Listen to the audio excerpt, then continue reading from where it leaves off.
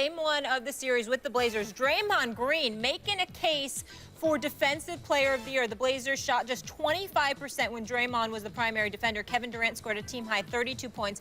As for Portland, C.J. McCollum, Damian Lillard combining for 75 of the team's 109 points. But Stephen A., did you see anything that concerns you about these Warriors? I got to tell you something. I'm very concerned from this respect. They depend a lot on Draymond Green more than they're willing to give credit for. I mean, don't get me wrong, Steve Kerr raves about him, and everybody else has no choice but to acknowledge him. But the drop-off in their defensive tenacity is so glaring when Draymond Green is not on the court. We talked last week about the importance, Max, of Draymond Green keeping his head straight so he doesn't get himself suspended for any games or anything like that. I watched these guys last night.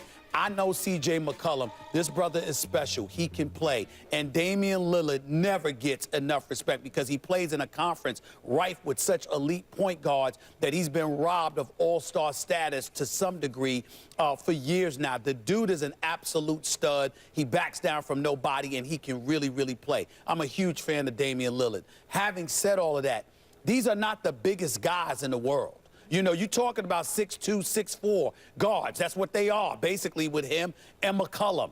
And they were giving Golden State the business. Now, Golden State had the attitude, it's a lengthy game, it's 48 minutes. We'll consistently come at you with our offensive repertoire. We'll wear you down. But you know what I found myself imagining, Max? If you're going up against Kyrie and LeBron, not only do they have the capability of getting theirs, but in the case of LeBron, how are you going to wear him down? He is going to not just score, but he's also going to take the ball into the post, into the low post area. He's going to dictate tempo to some degree, and you just never know what could happen. Again, the Warriors are the prohibitive favorite, as well as they should be. Anybody with sense cannot deny that. But when I see smaller guards giving them the business the way that Lillard and McCollum was giving them the business yesterday, it had me imagining, excuse me, what about when you go up against some bigger dudes? God help you if Kawhi Leonard had any real help in San Antonio in terms of an athletic guard that could do some things. But we know what LeBron and Kyrie could do. By the way, we can get to that later, but Tony Parker apparently can still do some things. He pulled a little LeBron. Right. Oh, look at me. I can turn it on in the playoffs. Let me start with your Draymond Green point. I've always thought, until they got Durant, Draymond was the second most important guy on that team. A lot of people were telling me Clay, love Clay, he's very important. But Draymond Green not only is Steph Curry's preferred pick-and-roll partner, obviously, but also is the guy who allows them to play 5 out in the death lineup from the last couple seasons, the 2 previous seasons before this one. And as their best defensive player, I've always thought was the second most important player on the Warriors. That's now changed because they got Kevin Durant. So what does Kevin Durant allow them to do? Exactly what Damian Lillard complained about after the game. Look, Stephen A., you are not going to do anything about Lillard and McCollum. There's some guys who are so good in the backcourt, and they're probably the best backcourt tandem in the NBA in terms of offensive potency. When they got it going, good luck. You ain't doing anything to them. Patrick Beverly, whoever, you might slow them down a little bit or one of them down, but you got 2 killers like that, they're going to get theirs. So that's going to happen. What do you do about that? Well, in the Golden State Warriors case, you just are better than them on the other end, on your offensive end. Just be better than them. And that's what Damian Lillard actually complained about after the game. We do all these things to slow down their guards, Steph and Clay, because if it's not actually Portland that has the best backcourt. It's actually Golden State. But even on a night when Portland's is even better, and they do everything defensively right, and offensively they're the best versions of themselves. You come back with your own offense and then add Kevin Durant.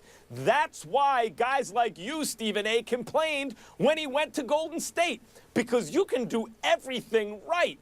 And Kevin Durant's presence on that team, which is already a 73-win team last season, will make it come out wrong. Golden State's going to be fine.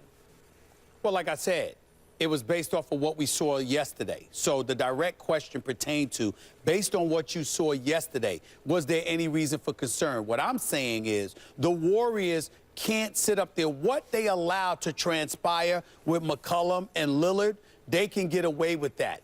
If you are playing against a LeBron and Kyrie, you cannot allow that. If you allow that, you will pay a hefty price because Lillard and McCollum just killed you by making perimeter shots, getting to the hole to some degree, obviously, as well. But they hurt you because of their individual skills, and nobody could rally around them. In the case of a LeBron with a Kyrie, because we're talking about LeBron, universally recognized as the best player in the world, we're talking about an individual that has the ability to galvanize troops around them and to get max production from them based on their skill set. And if you look at LeBron, just step back, Max, and ask yourself this specific direct question. If LeBron is getting off with Kyrie, like we saw from Lillard and McCollum, would it be as easy for the Golden State Warriors to just turn on the afterburners and blow them out of the gym? I don't think it would be. Yeah, matter of fact, last year, Game 7 of the Finals, we saw each other there, Stephen A., and we saw what happened. They were picking mismatches all throughout the game. Fourth quarter, they were like, forget this, we're going to take over. And they won. LeBron and Kyrie beat the Golden State Warriors, you're right, but they won by the skin of their teeth and largely because their defense held Golden State scoreless in the last 4 minutes, and I want to say 35 seconds of that game. The defense, that Cavs defense is nowhere to be seen. And, as I said, Golden State took away Harrison Barnes and added Kevin Durant in his place. They're going to be fine. No one's got anything for these guys. Like I said, you could say they're going to be fine because you got all the faith in the world in them, just like most everybody else. I'm only piggybacking off of what I saw from yesterday. And when you watch yesterday, just compartmentalizing and analyzing what we saw yesterday, I will give Golden State credit for this. Steve Kerr has proven to be an exceptional coach because he's learned the error of his ways. They switched a lot last year, Max. They switched a lot. And people were able to find themselves in mismatches where you had Steph Curry on you. That's what Kyrie Irving did on that last shot. He made sure to put himself in a position where he created a switch where he had the right guy defending him so he could take it to him. This year, they're not doing it nearly as much. They don't have to as much with Kevin Durant and Iguodala and those boys on there as well. And as a result, they're more formidable defensively. So you can't exploit them the way that LeBron did last year. But you still have to watch out for it because they have to make sure they don't let cats get off because the wrong dude might get off, and you may not be able to overcome that. Game 2 Wednesday from Oracle. We'll get into the Cavs in just a bit. But coming up, the Knicks hit the fan over the weekend as Phil Jackson said Carmelo Anthony would be better off elsewhere. How can they fix this mess? The guys will tell you. Plus, the Cavs escaped a close call on Saturday. Do the fellas think the Pacers should be encouraged despite taking the L? Stay tuned for that.